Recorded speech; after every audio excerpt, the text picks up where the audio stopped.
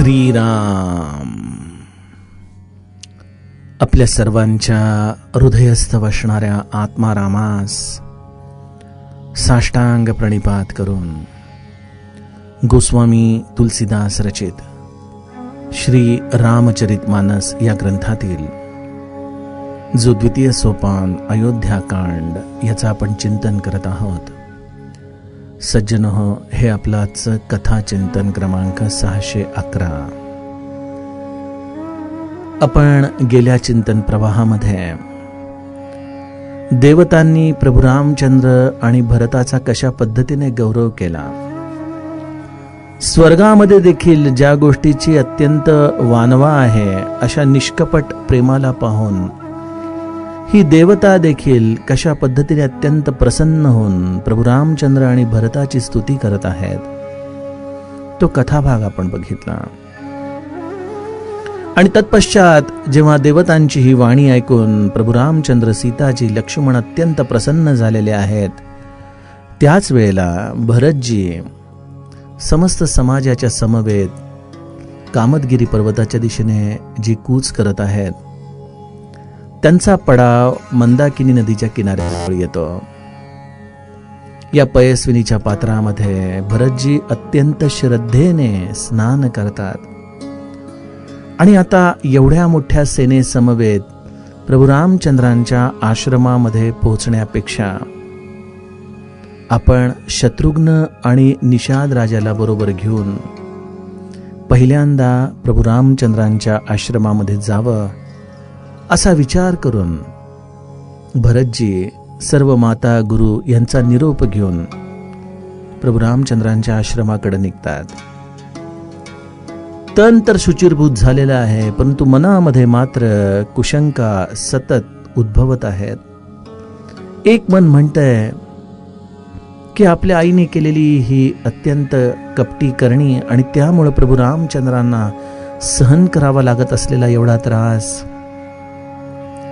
आणि त्यामुळे कदाचित प्रभू रामचंद्रांना माझं इथं येणं आवडलं नाही तर, त्यांनी मला कैकई पुत्र म्हणून अव्हेरलं तर, त्यांनी जर मी आलेलो पाहून आपली मान फिरवून घेतली तर, अशा प्रकाराने भरतजींचं मन कुशंकाने भरतंय.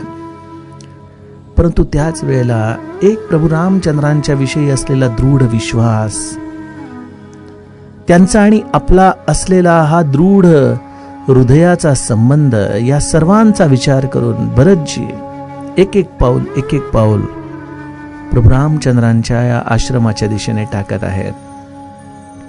अशा या भरतजींच्या मनाची ही चाललेली विविधा अवस्था आपल्याला गोस्वामीजी ह्या सर्व चौपायांमधून सांगतायत. आज देखील गोस्वामीजी आम्हाला भरतजींच्या अंतःकरणामध्ये चालू असलेले हे द्वंद्व, जे संतांना वारंवार आपल्या आयुष्यामध्ये सहन करावं लागतं, अशा या हृदयामध्ये असलेल्या द्वंद्वाचा अभ्यासच आपल्याला आजच्या चौपायांमधून सांगणार आहेत. गोस्वामीजींच्या या चौपाया आम्हाला आता चित्रकूटच्या अगदी निकट घेऊन चाललेल्या आहेत. परंतु भरतजींच्या अंतःकरणात असलेल्या या प्रत्येक भावभावनेला न्याय दिल्याशिवाय गोस्वामी देखील भरतजींना प्रभू रामचंद्रांच्या आश्रमामध्ये दाखल करणार नाहीत. गोस्वामीजी गाऊ लागतात. जौ परिहर ही मलिन मनुजानी, जौ सन्मान ही सेवकुमानी, मोरे सरन राम ही किपन ही, राम सुस्वामी दोसु सब जन ही, जग जस भाजन चातक मीना, नेम प्रेम निज निपुण नबीना, असमन गुणत चले मग जाता, सकुच स्नेह शिथिल सब गाता. फेरती मन मातु कृत खोरी, चलत भगति बल धीरज धोरी, जब समुझत रघुनाथ सुभाऊ, तब पथ परत उताईल पाऊ, भरत दसा तेहि अवसर कैसी, जल प्रवाह जल अलिगति जैसी, देखी भरत कर सोचु सनेहु, भानिषाद तेहि समय बिदेहु, लगे हो न मंगल सगुन, सुनि गुनि कहत निषादु, मिटी ही सोच हो यही हर्षु, पुनि परिणाम विषादु, सियावर रामचंद्र प्रिय हो।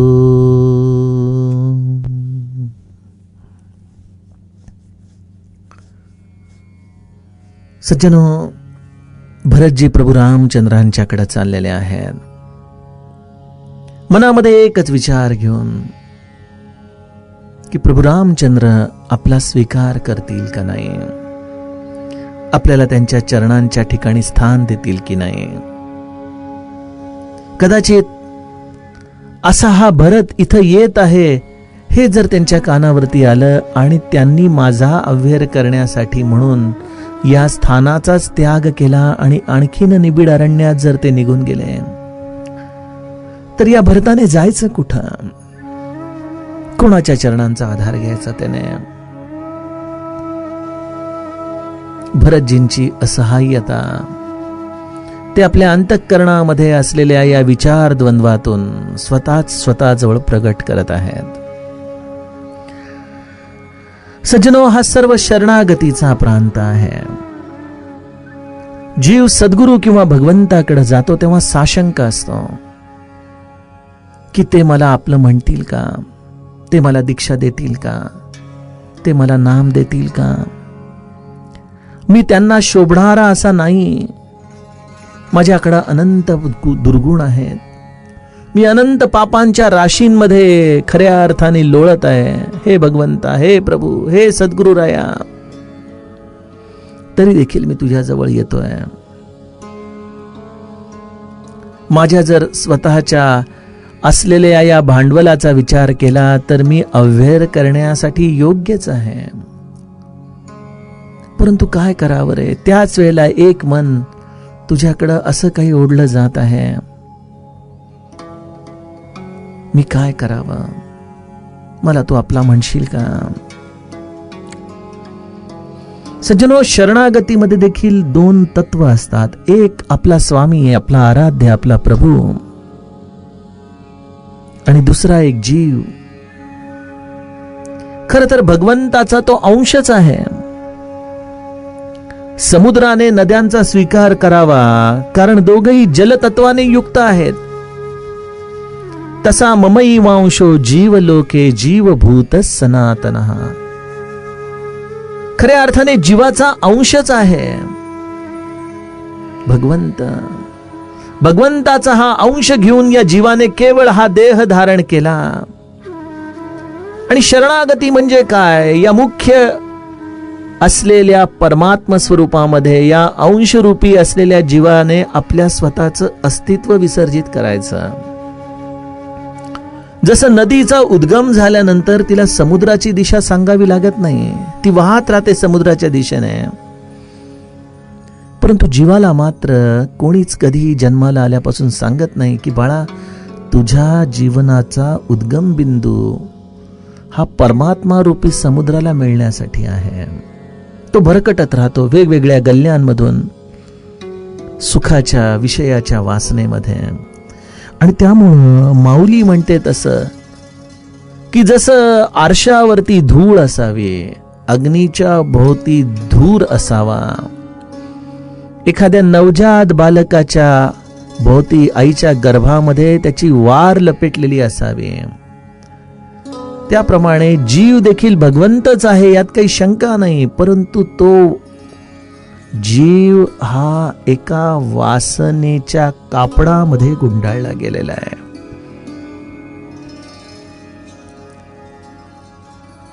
आणि या वासनेच्या कापडामुळे या जीवाने स्वतःचं अस्तित्व वेगळं मानलं. मी कोणीतरी वेगळा आहे, ही त्याची भूमिका झाली. आजच एक छान गोष्ट वाचनामध्ये आली. एकदा एका साधूकडे एक मनुष्य असाच काहीतरी सिद्धी प्राप्त व्हावी यासाठी त्याची सेवा करत असतो. त्याला कळालेलं असतं की या साधूकडं परीस आहे आणि या परीसाच्या आशेने हा त्या साधूची सेवा करायचा. एक दिवशी तो न राहून साधूला म्हणतो की मला त्या परीसाची अपेक्षा आहे म्हणून मी तुमच्या जवळ आहे. साधू म्हणाला काही हरकत नाही, मी स्नान करून आलं की तुला देतो. त्या व्यक्तीला तेवढा देखील धीर नाही. साधू जसा स्नानाला गेला तसं त्याने त्याचं सर्व कपाट, त्याचं असलेल्या वस्तू, त्याची असलेली झोळी, हे सर्व काही उलगडून बघायला सुरुवात केली. आणि त्याने बघितलं एका लोखंडाच्या डब्बीमध्ये तो परीस एका कापडाच्या पुरचुंडीमध्ये बांधून ठेवला होता. त्याने मनात विचार केला की हा साधू खऱ्या अर्थाने भोंदू दिसतोय. जी लोखंडाच्या डब्बीमध्ये हा परीस आहे, परंतु त्या डब्बीला देखील जो हा परीस सोनं करू शकत नाही, हा साधू उगीच वल्गना करतो की माझ्याकडे परीस आहे. साधू स्नान करून आल्यानंतर बघतायत आपलं सामान या माणसाने इतस्ता विखुरून ठेवलंय. तरी दया सिंधू स्वभाव त्याचा. म्हणाले अरे एवढी काय घाई आहे, देतो ना तुला. तो म्हणाला आता काय देता, मी बघितला तुमचा तो परीस. अहो ज्या लोखंडाच्या डब्बीत ठेवलाय त्याचं देखील सोनं करू शकत नाही, तो मला काय दुसरीकडे परिणाम करून देणार. साधू म्हणाला बाळा हेच भगवंताचं आणि जीवाचं नातं आहे. अरे बाळा त्या परीसाला तू बघितलंस, परंतु तू हे बघितलं नाहीस की तो परीस कापडामध्ये गुंडाळलाय, त्यामुळे त्याचा स्पर्श लोखंडाला होत नाही, म्हणून त्याचं सोनं होत नाही. जीव देखील भगवत स्वरूपच आहे, परंतु तो या वासनेच्या असलेल्या कपड्यांमध्ये गुंडाळला गेलेला आहे. या वासना त्याच्या मनामध्ये संशय निर्माण करतात की मी पापी आहे, मी अधम आहे, मी असा आहे, आपल्यावरती दोषारोपण करून घेतात. आणि या सर्व प्रकारच्या न्यूनगंडातून म्हणा किंवा वासना भोगाच्या असलेल्या एका सामर्थ्याच्या कल्पनेतून म्हणा, तो काही केल्या भगवंताला स्वाभाविकपणे शरण जाऊ शकत नाही. शरणागतीचं एकच तत्व आहे सज्जनो. रामराया सुंदरकांडामध्ये म्हणतो कोटी बिप्रबध लागही जाऊ, आयहु सरन तजहु नहीं ताऊ. कोट्यावधी ब्राह्मणांची जरी हत्या करून तो मला शरण आला तरी देखील मी त्याचा त्याग करत नाही. खर तर रावणाला केवढा मोठा हा आधार प्रभू रामचंद्रांनी सांगितलेला आहे की तू कोट्यावधी ब्राह्मणांचा वध केलेला असलास आणि ती तुझी सत्यता आहे. या पृथ्वीवरती रावणाने जेवढा आतंक केला होता त्यामध्ये अनंत कोटी जीव मृत्युमुखी पडले होतेच.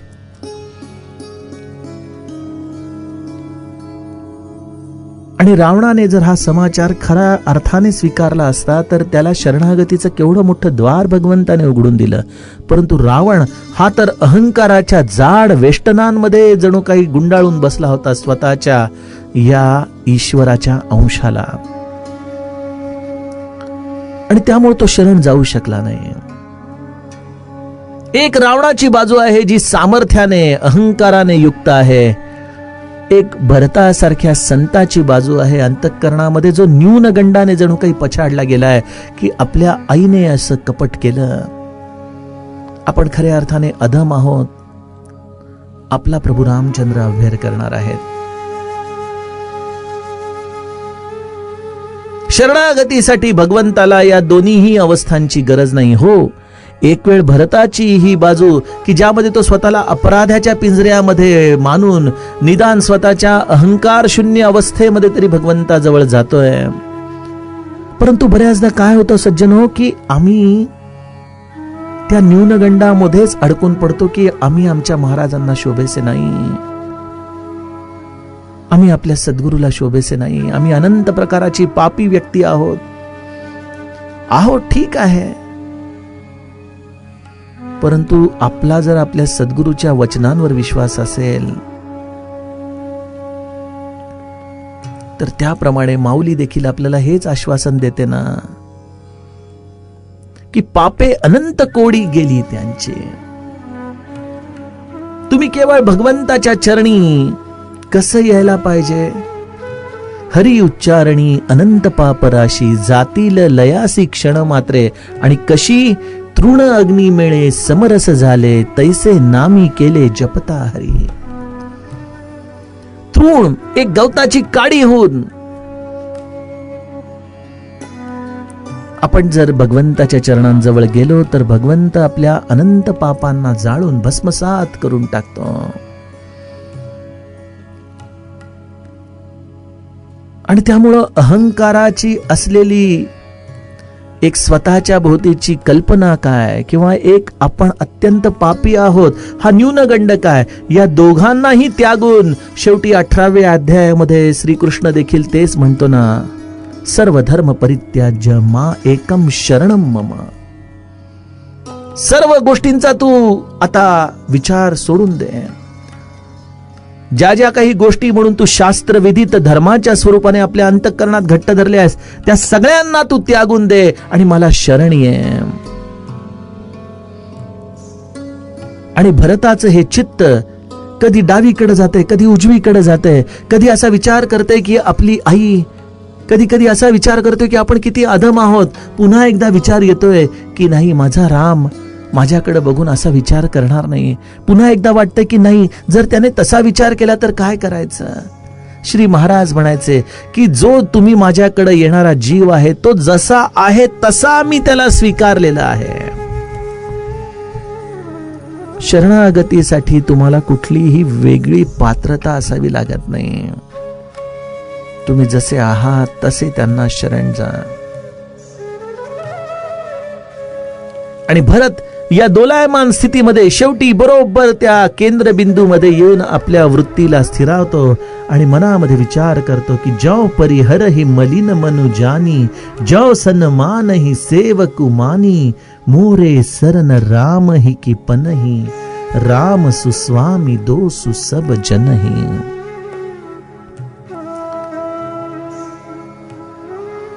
सद्गुरूंनी शरणागती दिली याचं मोजमाप देखील आम्ही सज्जनो बाह्यांगानेच करतो. आम्हाला हे देखील कळत नाही की त्याने आम्हाला कधी आपलं म्हटलं, कधी स्वीकारलं. आम्ही तर केवळ बाह्यांगांच्या लक्षणाने जाऊ शकतो. आणि भरतजी देखील मनामध्ये विचार करतात की मी जेव्हा प्रभू रामचंद्रांना सन्मुख जाईन, 2 पॉसिबिलिटीज आहेत, 2 परिस्थिती त्याच्यामधून निर्माण होण्याची शक्यता आहे. एक, कदाचित प्रभू रामचंद्र माझा त्यावेळेला सन्मान करतील, मला अनेक प्रकारे साधुवाद देतील, किंवा मला मलिन मनाचा जाणून त्यागतील.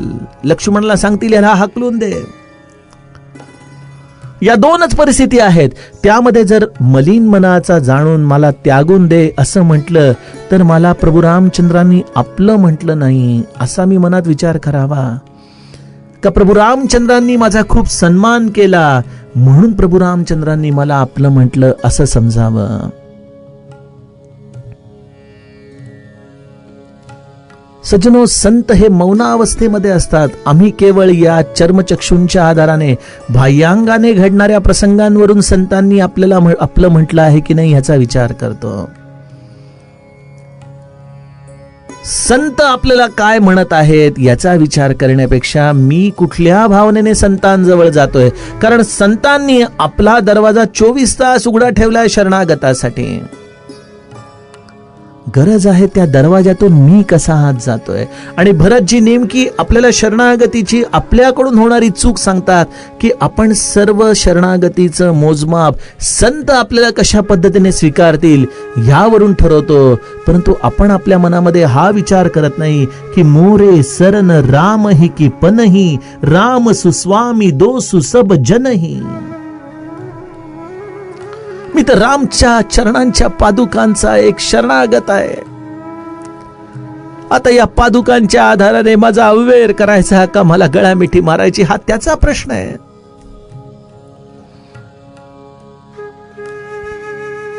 त्याने कसं वागावं हे मी ठरवू शकत नाही. मी कसं वागायचं याचा मात्र मी विचार करू शकतो.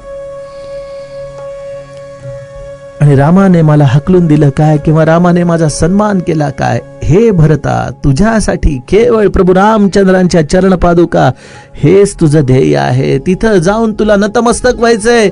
या पलीकडे तुझ्या हातामध्ये दुसरं काही नाही आणि याच्या पुढच्या गोष्टींचा विचार करण्याची देखील तुला गरज नाही.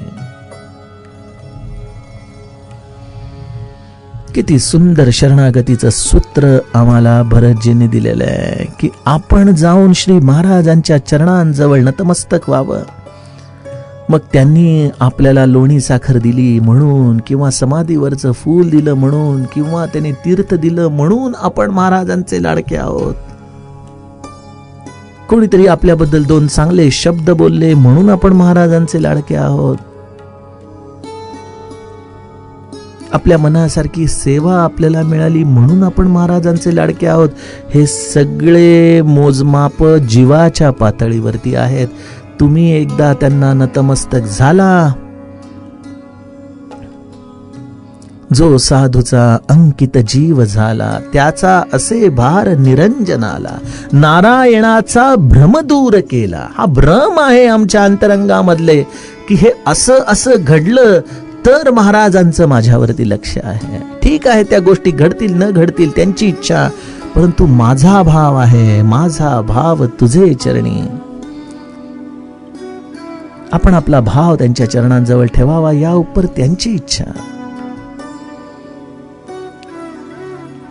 आणि भरतजी देखील आपल्या अंतःकरणात तोच विचार करतायत की आम्ही जीव पातळीवरती किती चुका करतो, की ते स्वीकारतील का न स्वीकारतील या द्वंद्वामध्ये शरणागतीचा मुख्य केंद्रबिंदू जो माझ्या हातात आहे तो आपण घालवून बसतो. अरे खऱ्या अर्थाने प्रेम तर चातक आणि माशाने केलेलं आहे.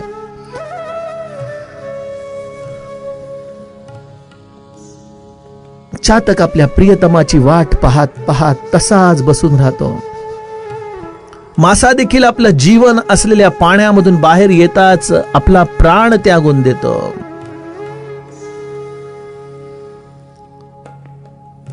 या दोघांनी खऱ्या अर्थाने प्रेम आणि नियम कसा असावा याचं आपल्याला जणू काही एक ज्वलंत उदाहरण दिलेलं आहे. त्याप्रमाणे आपण चातकासारखी या प्रभू रामचंद्रांच्या कृपेची वाट पाहत राहावी आणि त्यांच्याशिवाय आपलं जीवन नाहीच, ही वस्तुस्थिती आहे. आजही या भरताला या चित्रकूट पर्यंत कोण घेऊन येत आहे? हा चित्रकूट पर्यंत भरत स्वतः येतोय? अरे नाही. जळचर जळवासी नेणती त्या जळासी, निषदिन तुझ पाशी चूकलो गुण राशी. या जळचराला माहीतच नाही की आपलं जीवन आपल्या अवतीभोवतीच आहे.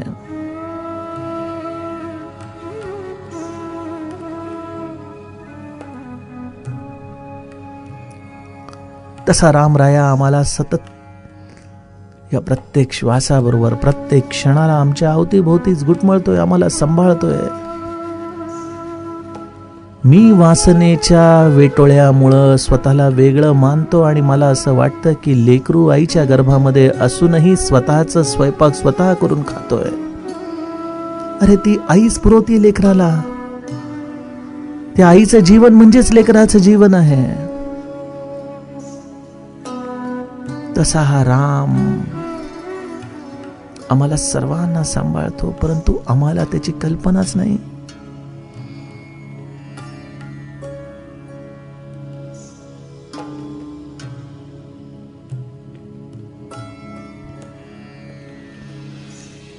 सज्जनो, शरणागतीतला हा विवेक आहे.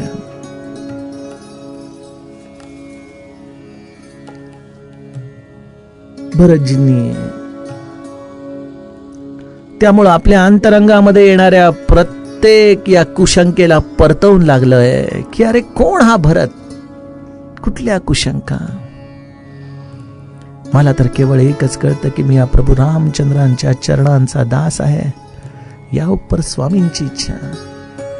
त्यांनी स्वीकारायचं न स्वीकारायचं हा संपूर्णपणे त्यांचा निर्णय आहे. आणि एकदा मनाचा हा असा निर्धार झालेला आहे, त्याच क्षणी गोस्वामीजी लिहितात, फेरती मनहु मातु कृत खोरी, चलत भगती बल धीरज धोरी. शरणागतीला सज्जनो एक धैर्य लागतं. स्वतःला संपवण्याचा हा मार्ग आहे. इथं मान मरात हार तुऱ्यांच्या आधाराने मी कोणीतरी मोठा आहे असं मानणं, हेच मुळी आम्हाला भक्तीचं रस्ता चुकल्याचं निदर्शक आहे. ठीक आहे, जगाला जसं वागवायचंय तसं वागू द्या, परंतु अरे मी शरणागतीच्या मार्गावरती आहे का? मी त्यांचा शरणागत आहे का? त्यामुळे तुकाराम महाराज म्हणतात ना की रात्रंदिन आम्हा युद्धाचा प्रसंग, अंतर्बाह्य जग आणि मन. हे अंतर्बाह्य जग भरलेलं आहे आतमध्ये. ही लोकेशना, हा लोकांचा सत्कार, ही प्रशंसा, परंतु स्वतःचं मन एका बाजूला आहे. आणि माझं मन मी भगवंताला अर्पण केलं आहे की नाही याची स्पष्ट प्रचिती मला कळतीये. आणि त्यामुळे जगाला, या देहाला त्याच्या प्रारब्धावरती सोडून आपलं मन भगवंताच्या चरणी शरणागत करण्यासाठी लागणारा जो पुरुषार्थ आहे, जो परमार्थामध्ये देखील अत्यावश्यक आहे, ज्या पद्धतीने एखाद्या सैनिकाला शत्रूच्या छावणीमध्ये शिरताना तो पराक्रम गाजवावा लागतो, तसाच या जगामध्ये राहत असताना आपल्या मनाला नित्य प्रभू रामचंद्रांच्या चरणी शरणागत ठेवण्यासाठी देखील तोच पुरुषार्थ गाजवावा लागतो. त्यासाठी लागणारी ही धैर्याची धुरा, ही भरतजींनी या विश्वासाने कमवली की जे काही आहे तो माझा स्वामीच आहे. माझं काम आहे केवळ त्याच्या चरणांजवळ जाऊन नतमस्तक होण्याचं. ही चलत भगती बल धीरज धोरी, अशा पद्धतीने ही धैर्याची ध्वजा भरतजींनी खांद्यावरती घेतली. आणि प्रभू रामचंद्रांच्या चरणी आपल्याला जायचंय. आता हा एवढा एकच भाव राहिला. त्यासर्शी मनामध्ये असलेल्या अनेक प्रकारच्या शंका कुशंका, या एखादा धुक्याचा असलेला गडद पडदा सूर्योदयाबरोबर जसा उडून जावा क्षणामध्ये, त्या पद्धतीने या शंका कुशंकांनी ग्रासलेलं भरतजींचं मन हे क्षणामध्ये निवळल्यासारखी स्थिती झाली. आणि जेव्हा अंतःकरण निवळतं त्यासर्शीच पायाला वेग येतो. आपण बघतो ना, एखाद्या व्यक्तीकडे आपल्याला भेटायला जायचंय, बऱ्याचदा आपल्या मनामध्ये जर अनेक प्रकारचे तर्कवितर्क चालू असतील तर चालण्याचा वेग देखील अत्यंत मंदावलेला असतो. परंतु ज्या क्षणी आपल्या मनातल्या सर्व शंका कुशंका मिटतात, जेव्हा निशंक मनाने आपण त्या व्यक्तीकडे जातो, तेव्हा स्वाभाविकच पायाचा वेग जसा वाढावा, त्याप्रमाणे तब पथ परत उताईल पाव. उताईल शब्द इथं वापरलेला आहे. अगदी शब्दशः मराठी मधला उतावीळ शब्दच, की आता कधी एकदा जातोय, बस आता नको मनामध्ये हा विचार, ही शंका कुशंका नको. सहज उताईल शब्दावरून लक्षात आलं की जेव्हा रावण सीताजींचं अपहरण करायला येतो ना दंडकारण्यामध्ये, तेव्हा देखील गोस्वामीजींनी उताईल हा शब्द वापरलाय तिथं. परंतु तिथं उतावीळता राक्षसी वृत्तीतून विषयाकडे होती, इथं संत प्रवृत्तीतून भगवंताकडे होती. हाच एकच शब्द असून वृत्तींमध्ये आलेला भेद आहे बघा.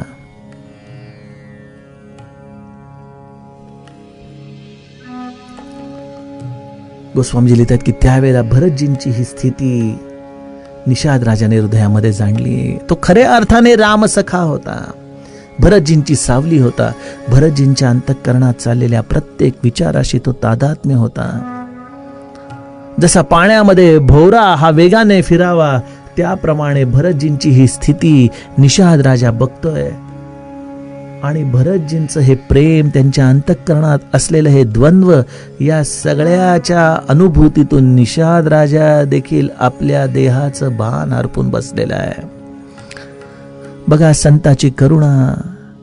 एका वनवासी राजा निषाद, ज्याच्या जीवनामध्ये कदाचित परमार्थाची ही वेगवेगळी अंग दाखवणारी शास्त्र नसतील, परंतु त्याला प्रत्यक्ष संताचा सहवास आहे आणि त्या संताच्या विचारांशी तो इतका तादात्म्य झालेला आहे की संताच्या या अकारण करुणेमुळं या देहातून विदेहात जाण्यासाठी जे असंख्य तपस्वी साधनेची पराकाष्ठा करत असतात, तीच अवस्था निषाद राजाला केवळ या राम सख्यत्वातून प्राप्त झालेली आहे.